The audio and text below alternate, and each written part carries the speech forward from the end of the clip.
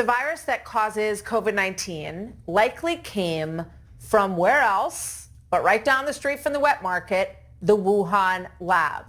That is the finding of a GOP-led committee probing the pandemic's origins, a topic that continues to be a huge source of controversy almost 5 years after the world's first confirmed case of COVID and after the extraordinarily life-changing impact on Americans that we are still sorting through with how far behind our kids are in school and a myriad of impacts. Republican Ohio Congressman Brad Wenstrup leads the committee that just published this finding. First to senior congressional correspondent Chad Pergram with more on this as the backstory from Capitol Hill. Hi, Chad. Martha, good afternoon. The committee's final report came out today. Republicans said science did not confirm that wearing masks and staying 6 feet apart curbed the spread of the virus, but the biggest dispute centered on what triggered the pandemic.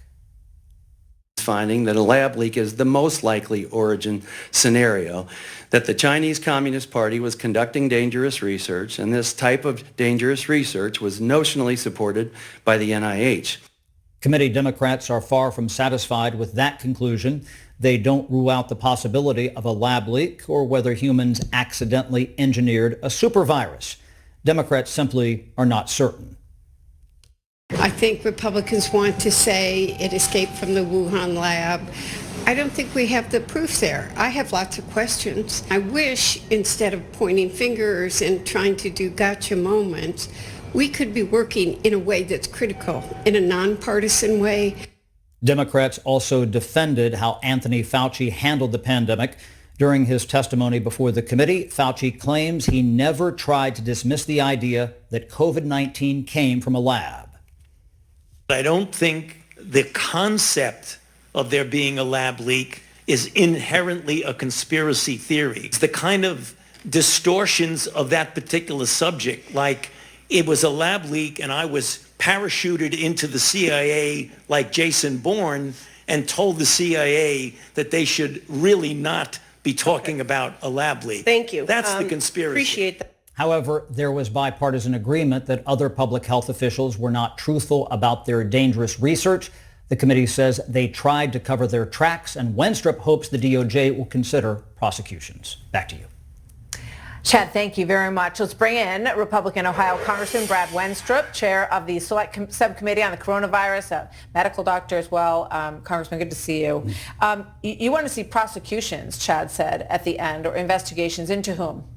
Well, I think there's several people, and let's start with Dr. David Morens, who was Fauci's deputy director, if you will, and he served with him, and we found in his emails where he said, I want you to start emailing me on my Gmail because these blankety blanks are FOIAing me, and that way I can delete anything I don't want the New York Times to get. And that's obviously a violation of the law right there because this is the property of the American people, and you're not allowed to do that. And then he also said that I'm going to talk to Marge Moore. She's the FOIA lady. She hates FOIA too. She's going to teach me how I can do this. Well, later he found out that you can't do that. When we brought in Marge Moore, we had to subpoena her to come in. She pled the fifth. Dr. Peter Daszak, who was the head of EcoHealth Alliance, he wasn't following the constraints of the grant, and nothing was happening to him. And, you know, there were things that were so deceptive that he was trying to do, in some cases didn't do it. For example, they went to get this grant from DARPA first, so the Defense Advanced Research Projects Agency.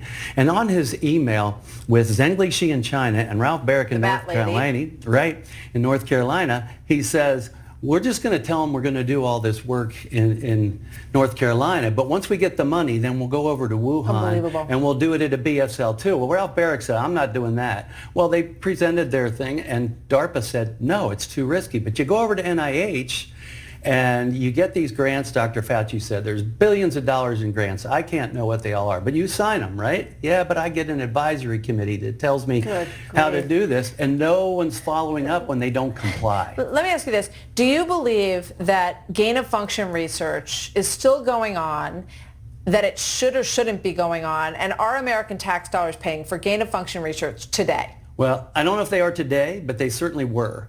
And there may be some funds left over from what EcoHealth Alliance was getting. But as you know, that's all on hold because right now the debarment process is being held by NIH on Peter Daszak and EcoHealth Alliance. He should never be allowed to engage again. But we should never let money go out the door. You're going to a lab of an adversarial country where it's known that if you can create viruses that are more infectious, they could be a bioweapon. You know, I'm a soldier 25 years. We always looked into chemical, biological. I was looking at bioweapons before. Do you think that COVID was a leaked bioweapon project? I think it very well could be because they have that program and it's in Wuhan. There's more than one lab in Wuhan too, by the way. And so I don't think it was intentional, just my gut feeling, but it could be someday. And I have great concern about this being able to be done. Look, the idea of gain-of-function research was if we can accelerate evolution or just put things together in a virus and see if it's more infectious, then maybe if it does happen in nature, we can fight it right away. But even in 2012, Dr. Fauci was asked, aren't you concerned about it getting out of the lab and creating a pandemic? He said, I think the benefits outweigh the risk. Yeah. I will tell you today, if you want to do some prediction, take what's out there, take what you find in nature, and let AI try to figure out if it may evolve to something. Yeah. Brad Wenstrup, Congressman, thank you very much. I encourage everybody to read about this report, and we will follow up with you on potential investigations that should be following this. It's an unbelievable story. Thank you very much. I know you dedicated a lot of time in your life to this, so thank you for doing that.